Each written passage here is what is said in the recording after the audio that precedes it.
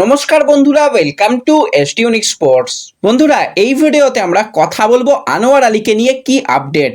ইস্টবেঙ্গল সমর্থকরা কি খুশি হতে পারে এবার আনোয়ার আলীর জন্য? আনোয়ার হেক্টরকে কি একসাথে লাল হলুদ জার্সি গায়ে ডিফেন্সে দেখা যাবে? সেই নিয়ে সকলের মনে প্রশ্ন। তো সেই প্রশ্নের উত্তর দেওয়ার সাথে সাথে আরও একজন প্লেয়ারকে নিয়েও আমরা কথা বলবো এই ভিডিওতে। তাই ভিডিওটা শুরু থেকে শেষ পর্যন্ত দেখো, আর ভিডিও ভালো লাগলে লাইক শেয়ার করে দিও।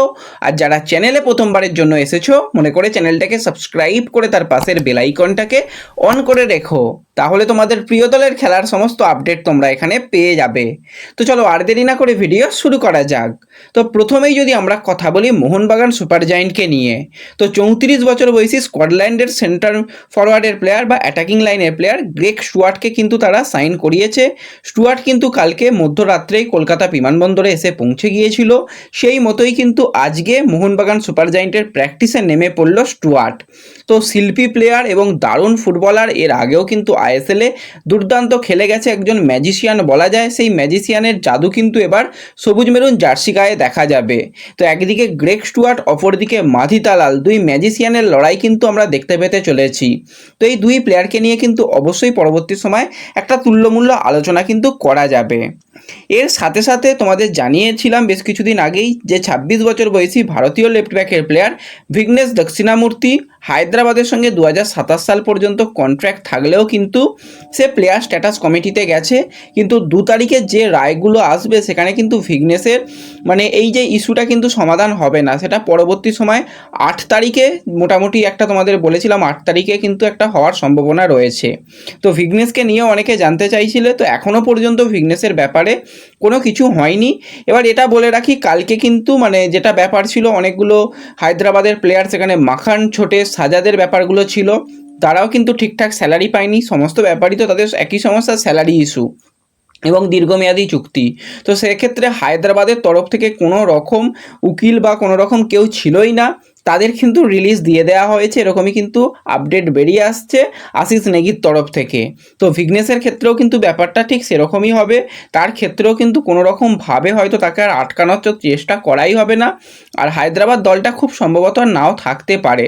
তো সেই জায়গায় কিন্তু ভিঘ্নেশের সঙ্গে ইস্টবেঙ্গল অনেকটাই কথাবার্তা বলে রেখেছে। অ্যাজ এ ফ্রি প্লেয়ার হিসাবে কিন্তু ভিঘ্নেশ দক্ষিণামূর্তি লাল হলুদ জার্সি পরার সম্ভাবনা তৈরি হয়েছে।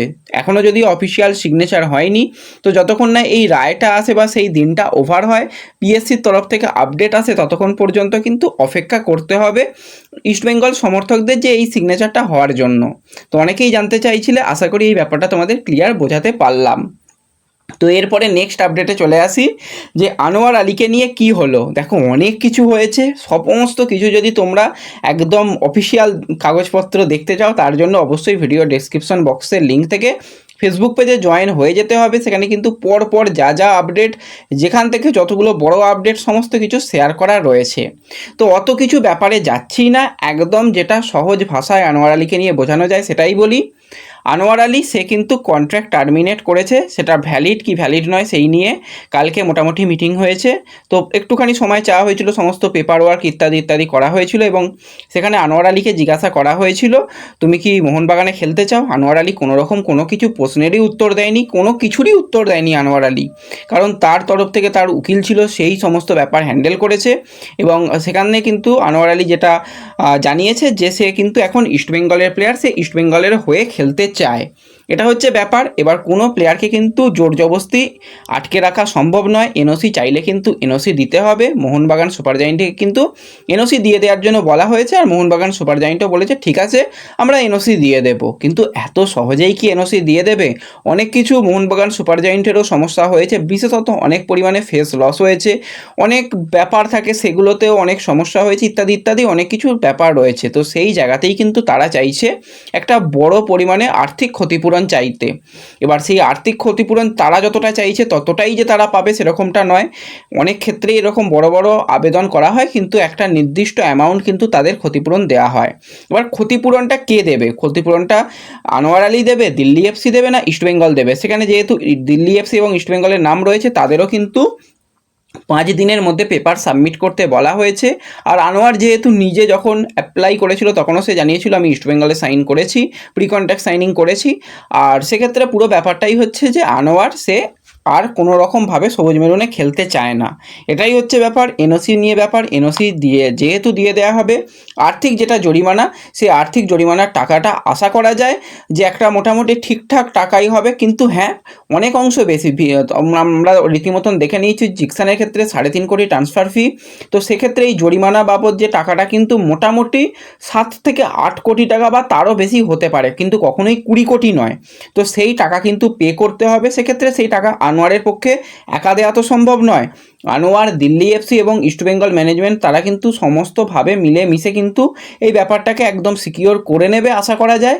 আর ইস্টবেঙ্গলও কিন্তু যে সাইন করেছে, তারাও নিশ্চয়ই সমস্ত কিছু জেনে যে পরবর্তী সময়ে সমস্যা আসতে পারে, সেই সমস্যার কথা ভেবেই কিন্তু তারা সাইন করিয়েছে। তারা কিন্তু মানে কাঁচা বুদ্ধিতে কাজ করায়নি, সেটা বোঝা যাচ্ছে। কারণ এতদিন পর্যন্ত যেরকমটা বলে এসেছিলাম যে ইস্টবেঙ্গল কিন্তু কোনো রকম পিকচারে নেই।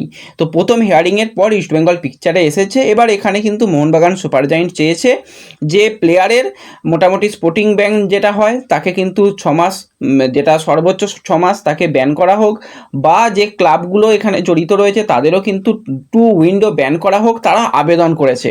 আবারও বলছি, চাইলেই তো সব কিছু পাওয়া যায় না, আবেদন করলেই সব কিছু হয় না। সেটা পুরোপুরি পিএসসি তারা ঠিকঠাকভাবে সিদ্ধান্ত নেবে যে শুধুমাত্র আর্থিক জরিমানা নাকি কোনো রকম ব্যান। আর ইস্টবেঙ্গলের ব্যান হওয়ার সম্ভাবনা এই অংশে অনেকটাই কম, কারণ ইস্টবেঙ্গল কিন্তু কখনোই মোহনবাগানের কন্ট্রাক্টেড প্লেয়ারকে সাইন করায়নি। তাদের কাছে সেরকমই পেপার এসেছিল ইস্টবেঙ্গলের কাছে যে হ্যাঁ, সে দিল্লি এফসির প্লেয়ার, দিল্লি এফসি থেকে তাকে সাইন করিয়েছিল। এরকমটাই কিন্তু বেশিরভাগ জায়গা থেকে তোমরা একদম যেগুলো অফিসিয়ালি কাগজপত্র চারিদিকে ভাইরাল হয়েছে সেগুলোতেও তোমরা দেখতে পাবে। তো এরকমই আপডেট রয়েছে। সহজ ভাষায় বুঝিয়ে দিলাম যে এনওসি কিন্তু দিতেই হবে, আর ইস্টবেঙ্গলের কিন্তু এবার প্লেয়ার বলা যায়।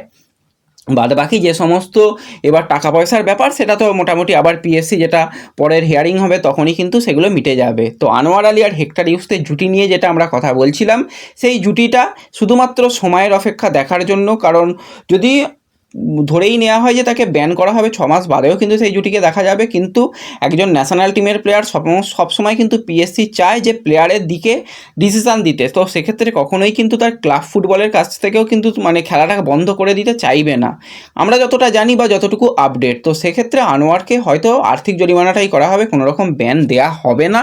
তো সেক্ষেত্রে প্রথম থেকেই কিন্তু এই জুটিটা দেখা যাবে, কিন্তু এটা একটু সময় লাগবে। আজকে বা কালকেই এটা হয়ে যাবে সেটা নয়, এখনও কিছুটা সময় লাগবে। তো সেই সময়গুলো যাওয়ার পরই কিন্তু আনোয়ার অফিসিয়ালি একদম প্র্যাকটিসে জয়েন বা ইস্টবেঙ্গলের রেজিস্টার প্লেয়ার কিন্তু হিসাবে যুক্ত হবে, এরকমটাই আপডেট রয়েছে। আশা করি তোমাদের বোঝাতে পারলাম। ডিফেন্স কিন্তু অনেক অনেক শক্তিশালী হয়ে যাবে। আনোয়ার এলে, ভিগনেস এলে, আরও কিছু প্লেয়ার ডিফেন্সের জন্য আসছে। আমরা বারবারই ডিফেন্স নিয়ে চিন্তিত ছিলাম। মাঝমাঠ অনেকটা বেশি শক্তিশালী হয়ে গেছে, মাঝমাঠেও কিছু কাজ হবে, আর আক্রমণ ভাগ মোটামুটি ভালোই রয়েছে। তো সেক্ষেত্রে এইগুলোই হতে চলেছে। তো এই ভিডিওতে এটুকুই আপডেট শেয়ার করার ছিল। ভিডিও ভালো লাগলে লাইক শেয়ার করে দিও। তো দেখা হচ্ছে পরবর্তী ভিডিওতে। ধন্যবাদ।